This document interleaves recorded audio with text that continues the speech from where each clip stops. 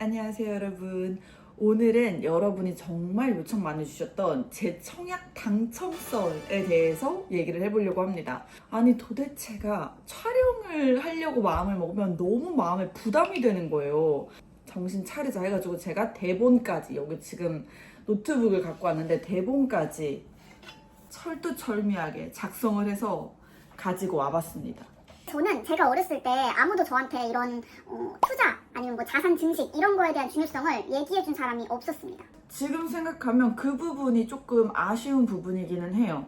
근데 그래서 그런지 제가 여러분들한테 그런 존재이고 싶더라고요. 어찌됐든 저의 채널은 브이로그 채널이기는 하지만 여러분들이 제 브이로그를 보러 오시는 김에라도 이런 투자나 어떤 이런 자산 증식에 대한 관심을 좀 갖고 또 이런 저의 영상이 여러분들에게 좀 긍정적인 영향을 끼치는 그런 채널이 됐으면 좋겠어요. 가장 많은 질문이 뭐였냐면 바로 청약 당첨됐을 때 제 조건이었어요. 도대체 어떤 조건이길래 서울 청약에 덜컥 당첨이 되냐. 여러분, 근데 사실은 청약 당첨됐을 때 제 통장의 가점은 겨우 22점이었습니다.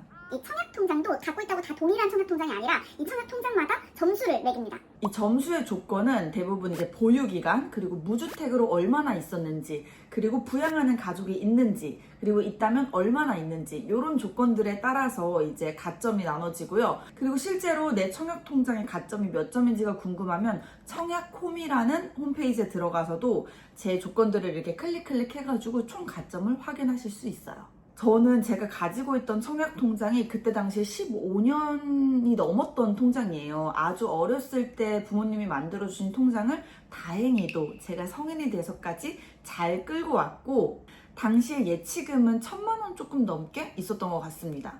그래서 저는 청약통장 보유기간이라는 그 가점표에서는 제일 높은 점수, 만점을 받기는 했지만 나머지 무주택 조건이나 아니면 부양가족이 특별히 없었기 때문에 사실은 총점으로 봤을 때는 굉장히 낮은 점수예요. 그리고 여러분은 알고 계셔야 되는 게 이 무주택자로 얼마나 있었는지에 대한 점수를 가점을 줄 때는 사실 만 30세인가? 그때 이후부터 무주택자의 기간을 산정을 하기 때문에 제가 그때 당시에 생일이 안 지난 32살이었거든요. 그래서 만으로 30살이었기 때문에 무주택자 산정 기준에서는 점수가 빵이었습니다. 아마 어렸을 때 만들어 놓은 청약 통장을 그대로 가지고 계시면서 30대 초반이신 분들은 대부분 저랑 비슷한 점수대일 것 같아요. 한 20점 초반? 그러면 도대체 어떻게 청약에 당첨이 된 걸까? 우선은 제가 좀 고민을 해봤는데 한 4가지 정도의 그 비법이 있는 것 같은데요. 먼저 가장 첫 번째는 추첨제를 잘 활용했다는 겁니다. 이 청약도 지역과 그리고 그 아파트의 크기, 평형에 따라서 이 가점제와 추첨제 이렇게 크게 2가지로 나뉘는데요. 이 가점제, 추첨제 비율이라는 게 있습니다. 그래서 제가 이렇게 띄워놓겠습니다. 자, 여러분 보시면 너무 복잡하죠, 갑자기?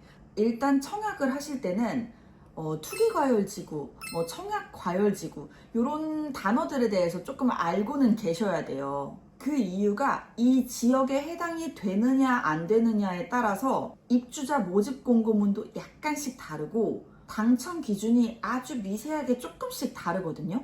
그리고 대표적으로 또 다른 게 지금 보시는 것처럼 이 가점제와 추첨제의 비율이 또 달라집니다. 오늘은 요런 게 있구나 라는 거 정도로만 알고 계시면 될 것 같아요. 그리고 이렇게 투기과열지구나 규제지역, 비규제지역, 과밀지역 이런 것들은 정말 그 부동산 시장 그리고 그 정부에 따라서 때때로 계속 바뀌거든요. 그래서 지금 제가 촬영하는 기준으로는 전국에서 용산구, 송파구, 강남구, 서초구 이렇게 해서 강남 3구와 그리고 용산구 총 4개의 지역이 투기과열지구입니다.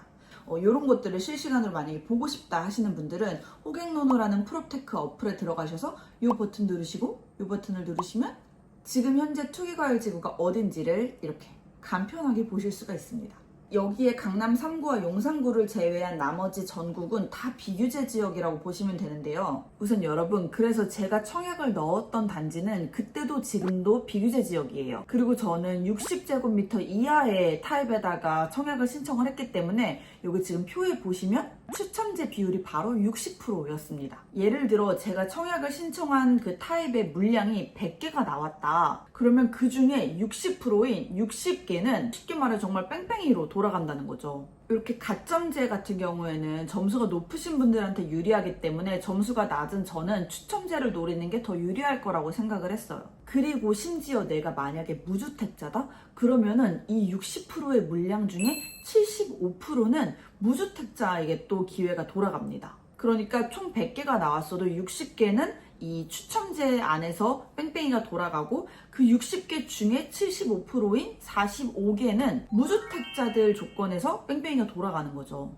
저는 이 부분을 공부해서 알고 있었고 그래서 추첨제를 노리고 들어간 거기 때문에 이게 바로 제 청약 당첨의 첫 번째 비결입니다. 그리고 두 번째 팁은 타입을 잘 선정하는 거였어요. 여러분 청약을 할 때도 같은 평수여도 타입이 굉장히 많이 나눠져 있는데요. 이 타입이라 함은 이 숫자 뒤에 붙는 알파벳인데요. 예를 들면 59 A, 59 B, 59 C 이런 식으로 나눠지고요. 청약을 넣을 때도 59 A에 넣을지 B에 넣을지 C에 넣을지를 결정을 해야 됩니다. 다 같은 59라고 그냥 59에 넣으면 되는 거 아니야? 이게 아니라 이 알파벳 중에 내가 원하는 타입에다가 넣는 거거든요. 그리고 당연히 중복 청약은 안 됩니다. 내가 A에 넣었으면 A로 끝인 거고 B에 넣고 C에 넣고 이렇게 할 수는 없어요. 자, 이거를 제가 설명드린 이유는 저는 청약을 신청을 했을 때 그 목표가 중요하다고 생각해요. 내가 만약에 나는 이 아파트의 타입 상관없이 무조건 당첨되는 게 중요해 라는 목표를 갖고 있다면 타입을 신경 쓰지 말고 되도록 인기가 제일 없을 것 같은, 사람들이 가장 선호하지 않을 것 같은 타입에다가 넣는 것도 하나의 팁이에요. 실제로 제가 그랬어요. 저는 청약을 넣을 때 이 아파트에 당첨이 되는 게 더 중요했고 그게 더 큰 목표였기 때문에 이 타입에 대한 욕심은 당연히 있었지만 이 욕심을 조금 조절을 하고 일부러 사람들이 가장 선호하지 않을 것 같은 타입에다가 넣었습니다. 그리고 제가 예상한 대로 실제로 그 타입이 가장 경쟁률이 낮았기 때문에 저에게 기회가 올 수 있었던 포인트라고 생각을 해요. 자, 그리고 세 번째 팁, 바로 객관적인 입지와 가격에 대한 판단입니다. 이거는 사실 뭐 이렇게 단시간에 되는 거는 아닌 것 같아요. 그래서 저는 저만의 기준이 있었기 때문에 이 해당 단지에 청약을 할 수 있었던 것 같고 실제로 이 단지에 청약을 넣었을 때 여러 사람들에게 정말 욕을 많이 먹었습니다. 그런데 뭐 지금은 실제로 그 이후에 이 지역의 주변 단지들이 더 비싼 가격으로 분양을 하는 거를 보고 그때 저의 선택이 틀리지 않았구나라고 정말 스스로 많이 칭찬을 했던. 그리고 네 번째 팁, 마지막 팁인데요. 바로 요거는 용기 내기입니다. 제가 청약을 신청했을 때 당시에 부동산 시장이 바로 직전에 엄청난 하락장을 두들겨 맞은 상황이어가지고 사람들이 진짜 지금 집을 사야 되나 말아야 되나 이런 고민들도 되게 많이 했었고 모두가 약간 이렇게 어떻게 가? 말아? 가? 말아? 약간 이렇게 눈치를 보고 있는 상황이었는데 그런데 저는 이런 하락장이 오히려 너무너무 좋은 기회라고 생각을 했어요. 아무도 집을 사려고 하지 않거나 아니면 약간 다들 이렇게 눈치 보면서 주춤주춤 하고 있는 시기이기 때문에 그 점이 오히려 경쟁률을 낮출 수 있는 포인트라고 생각을 했거든요. 이건 객관적으로 합리적이다라는 판단이 들면은 저는 그때는 꼭 용기를 내는 게 중요하다고 생각합니다. 그래서 마지막 팁은 용기 내기라고 하고 싶네요. 자, 이렇게 해서 여러분 제가 청약을 당첨됐을 때 어떤 청약통장 조건을 가지고 있었고 또 이 청약 당첨의 비법이 과연 무엇이었을지 이렇게 가감없이 다 공유를 드렸습니다. 그리고 마지막으로 딱 두 가지 정도만 꼭 얘기를 하고 싶었는데요.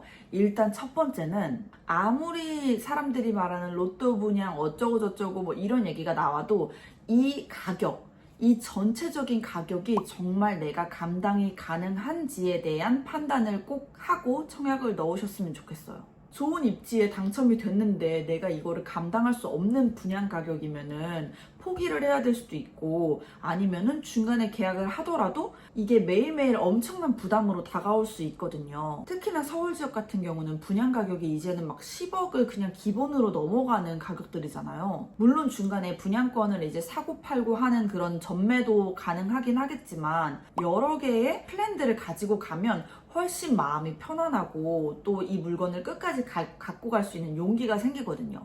그리고 두 번째는 여러분 돈을 정말 열심히 모았으면 좋겠어요. 부동산이든 주식이든 이런 투자를 하고 싶다면 당연히 내가 가지고 있는 시드머니가 필요합니다. 실제로 제가 당첨된 이 집 같은 경우에는 2차 중도금, 3차 중도금 이런 식으로 돈을 달라고 돈을 내야 되는 그런 상황이었어요. 그래서 제가 어느 날 생각보다 자꾸 조금 잔잔바리로 돈을 많이 내게 되네 해서 내가 지금까지 얼마를 냈지 하고 계산을 해서 합쳐보니까 거의 1억이라는 돈이 나오는 거예요. 그치만 제가 만약에 이게 당첨이 되고도 계약금이 없다. 아니면은 뭐 이렇게 중간중간에 돈을 납부해야 되는 상황인데 내가 이걸 납부할 돈이 없다. 그러면 제가 이 기회를 잡을 수 있었을까요? 그리고 또 너무 중요한 게 돈을 모음과 동시에 내가 어떤 투자처가 나에게 맞는지를 같이 공부를 하셔야 돼요. 진짜 열심히 해서 막 몇 년에 걸쳐서 1억을 딱 모았어요. 그래서 1억 모았는데 왜 삶이 안 바뀌지? 이렇게 되면 안 된다는 거죠. 이 1억을 모으는데 우리가 1년 만에 1억을 모으는 사람은 거의 없잖아요. 몇 년이 걸리는데 이 몇 년이 걸리는 동안 공부를 같이 하고 있어야 내가 이 돈이 다 모였을 때 이 돈으로 여기에 투자를 해야겠구나. 이게 결정이 된다는 거죠. 사실 주식도 있고 부동산도 있고 코인도 있고 정말 투자할 곳은 너무 많은데 나에게 맞는 내 성향에 맞는 투자처를 찾아내는 것도 단숨에 되는 게 아니라 꽤나 오랜 시간이 걸리는 작업이거든요. 그래서 저는 여러분들이 돈을 모음과 동시에 투자 공부도 같이 병행하는 그런 똑똑한 시간을 보냈으면 좋겠습니다. 자, 그래서 여러분 오늘 영상이 도움이 많이 되셨고 또 이런 영상을 많이 받아보고 싶다 하시는 분들은 좋아요도 많이 눌러주시고 구독도 많이 눌러주세요. 그러면은 저희는 다음 영상에서 브이로그로 만나요. 안녕!